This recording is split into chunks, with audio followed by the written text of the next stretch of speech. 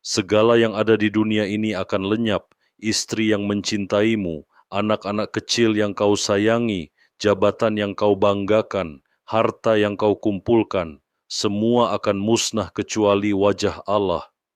Di detik-detik terakhir, tidak ada yang tersisa di hadapanmu kecuali amal saleh yang telah kau persiapkan untuk dirimu sendiri.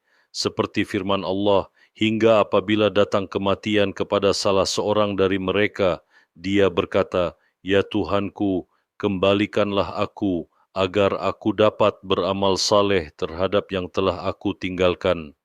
Sekali-kali tidak, sesungguhnya itu adalah perkataan yang diucapkannya saja, dan di hadapan mereka ada alam barzakh sampai hari mereka dibangkitkan.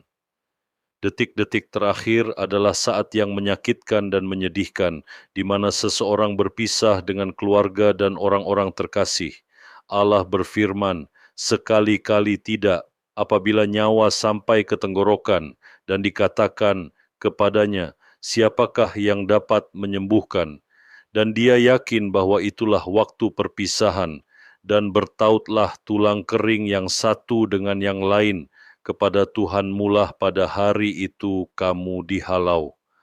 Detik-detik terakhir merupakan momen yang menentukan dalam hidup. Ia adalah penutup kehidupan dan ringkasan dari seluruh umur. Rasulullah Shallallahu Alaihi Wasallam bersabda, sesungguhnya segala amal itu tergantung pada akhirnya. Beliau juga bersabda, barang siapa yang akhir perkataannya di dunia adalah La ilaha illallah, maka dia akan masuk surga. Detik-detik terakhir dan khatimah, akhir hidup seseorang berkaitan erat dengan takdir Allah yang telah ditetapkan sejak azali. Allah telah menuliskan segala sesuatu. Kapan engkau akan mati, di tanah mana engkau akan mati. Apabila telah datang ajal mereka, maka mereka tidak dapat mengundurkannya barang sesaat pun dan tidak dapat pula memajukannya. Meskipun husnul khatimah adalah takdir Allah, ia tetap terikat dengan sebab-sebab yang dapat diupayakan. Di antaranya adalah memiliki akidah yang benar, iman yang tulus, dan hidup dalam ketaatan kepada Allah dengan menjadikannya sebagai pusat kehidupan. Sebagaimana firman-Nya, sesungguhnya salatku, ibadahku, hidupku, dan matiku hanyalah untuk Allah, Rabb semesta alam. Hidup untuk Allah berarti beribadah dengan ikhlas, berzikir, berinteraksi, memberi dan menahan diri karenanya, bukan karena kepentingan pribadi. Banyak kisah para salaf menunjukkan keindahan husnul khatimah. Adam bin Abi Iyas menghatamkan Al-Quran dalam keadaan terbaring dan terus mengucapkan La ilaha illallah hingga wafat. Abu Bakar An-Nahsyali masih menganggukkan kepala seolah salat saat sakaratul maut dan berkata bahwa ia sedang mempercepat catatan amal. Abdurrahman bin Al-Aswad menangis menyesali kurangnya salat dan puasa, lalu wafat dalam keadaan membaca Al-Quran. Sementara itu, Ibrahim bin Hani tetap berpuasa sunnah hingga ajal menjemput, menolak berbuka sebelum maghrib, dan mengakhiri hidupnya dengan membaca ayat Allah. Kisah-kisah ini menunjukkan bahwa husnul khatimah lahir dari hidup yang penuh keikhlasan dan ketaatan. Contoh paling agung dari detik-detik terakhir adalah saat-saat terakhir Nabi Muhammad sallallahu alaihi wasallam. Dalam sakitnya yang berat, hatinya tetap tergantung pada salat di masjid. Berkali-kali beliau bertanya, apakah orang-orang sudah salat? Meski demam tinggi, beliau berusaha bangun untuk salat di masjid, karena salat adalah kegembiraan matanya. Sebelum wafat, beliau berpesan, "Syalat, syalat." Saat Aisyah radhiyallahu anha menyandarkan beliau ke dadanya, masuk Abdurrahman bin Abu Bakar dengan siwak basah. Rasulullah memandanginya, maka Aisyah mengambil siwak itu, mengunyah dan melunakkannya, kemudian memberikannya kepada Rasulullah yang bersiwak dengan keras. Ketika pingsan, Aisyah berkata, kalau begitu beliau tidak memilih kita, karena Nabi pernah mengabarkan bahwa setiap Nabi sebelum wafat akan diberi pilihan antara tinggal di dunia atau bertemu Allah.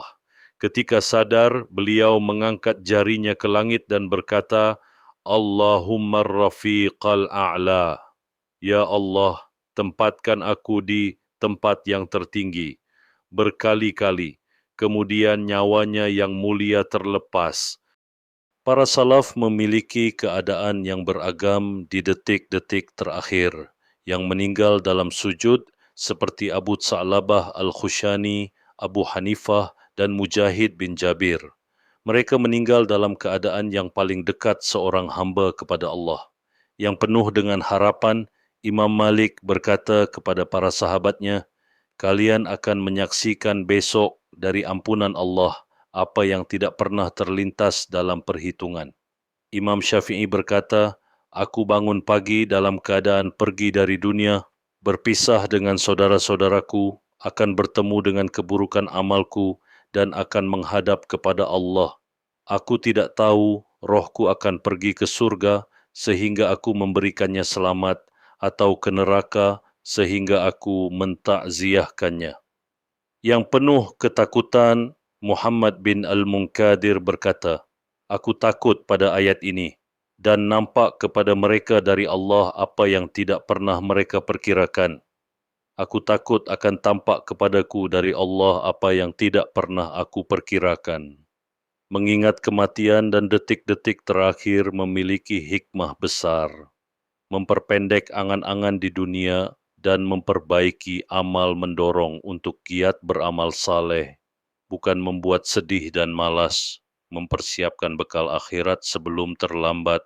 Rasulullah bersabda, perbanyaklah mengingat yang memutuskan kelezatan, kematian, dan janganlah ada seorang pun dari kalian yang mati kecuali dalam keadaan berbaik sangka kepada Rabb-Nya. Husnul khatimah tidak mengharuskan seseorang menyebut nama Allah sesaat sebelum mati atau melakukan amal saleh di detik-detik terakhir. Itu adalah karunia Allah untuk siapa yang Dia kehendaki. Yang terpenting adalah menjalani hidup dalam ketaatan, senantiasa bertaubat dan berdoa agar Allah memberikan akhir yang baik.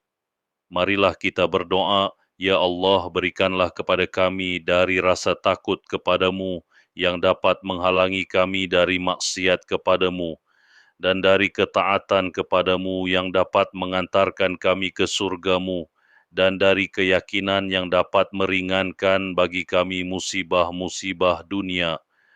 Ya Allah, berikanlah manfaat kepada kami dengan pendengaran, penglihatan, dan kekuatan kami selama Engkau menghidupkan kami, dan jadikanlah itu sebagai warisan dari kami. Janganlah Engkau jadikan musibah kami pada agama kami, janganlah Engkau jadikan dunia sebagai perhatian terbesar kami dan sejauh-jauh ilmu kami, dan janganlah Engkau kuasakan atas kami orang yang tidak menyayangi kami. Semoga Allah mengampuni kita, memperbaiki akhir kita, dan menjadikan kalimat terakhir kita di dunia ini adalah La ilaha illallah. Amin ya rabbal alamin.